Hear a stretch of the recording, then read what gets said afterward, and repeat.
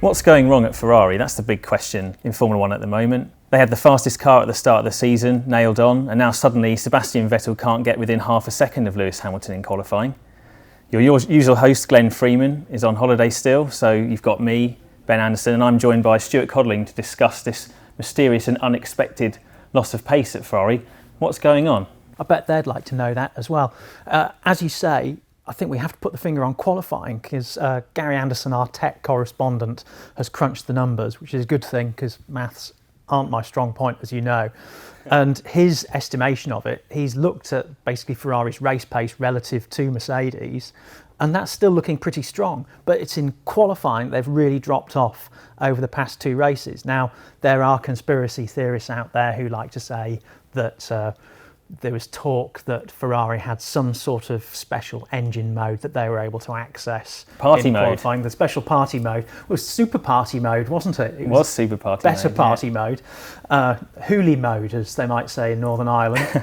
And that they were able to unleash this devastating pace in qualifying. And those same conspiracy theorists are now saying that the FIA has clearly had a quiet word and told them to peg it back. Now, I'm not sure how much credence we should put into that, but it certainly is the case that in qualifying they've been particularly subpar.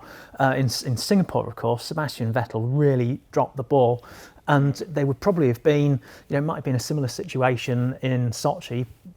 We don't really know what Lewis Hamilton could have done had he not had his problem in qualifying when he went off.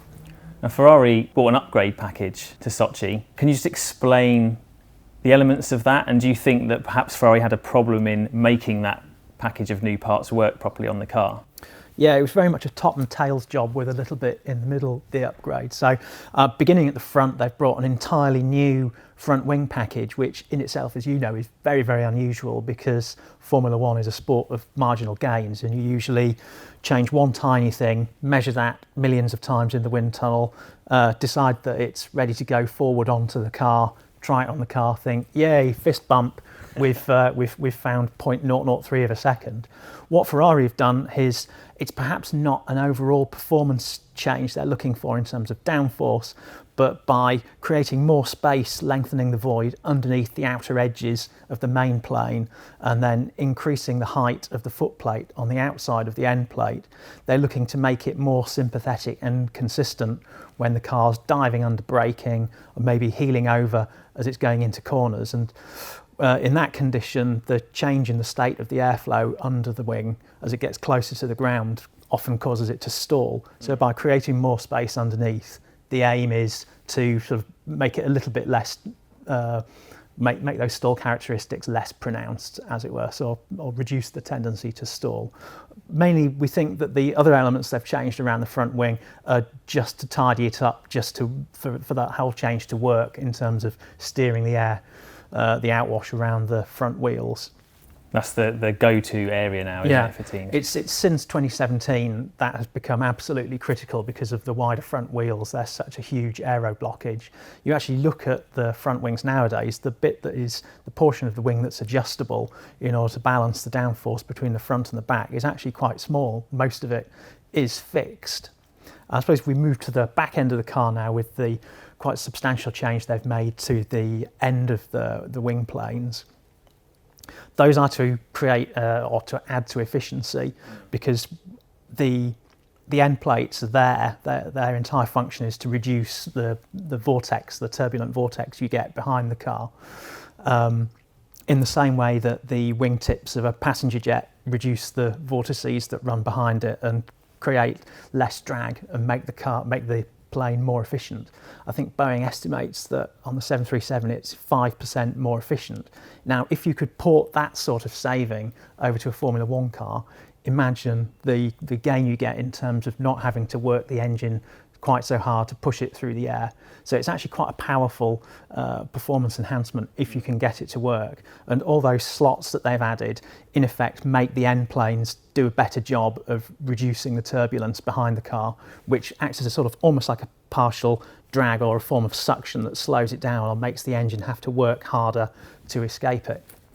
Now, Mercedes also bought some updates to their car for Sochi as the fierce development war at the front continues. Do you think this was just a case of Mercedes bringing an upgrade that was better than Ferrari's, that Ferrari simply couldn't match or better?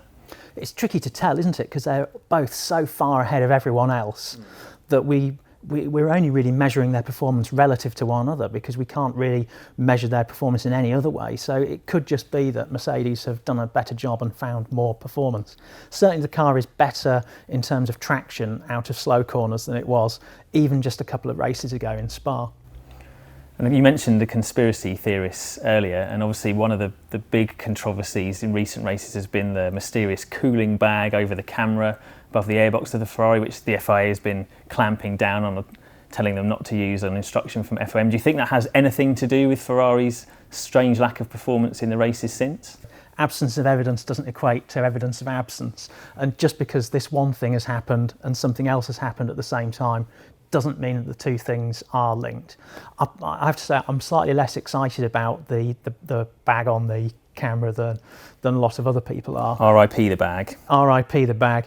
I've wondered when all these other people were getting excited about it, whether it was a little bit like in the 1970s when Lotus were finding great gains in ground effect and they wanted to misdirect a lot of the attention that was being sent towards their car.